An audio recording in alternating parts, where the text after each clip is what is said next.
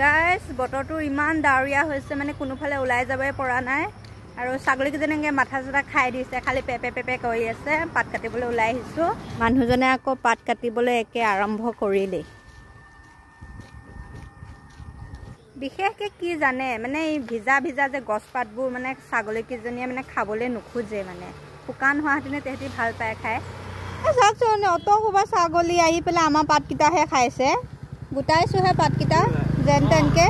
আৰু এইফালে ছাগলীবিলাকে আহি পেলাই খাই আছেহি এইফালে মানুহজনে লৈ লৈছে আৰু মোক ল'ব দিছে এই চৰিবাৰীডাল মই লৈ যাম তুমি গৈ থাকা মই গৈ আছো গাইজ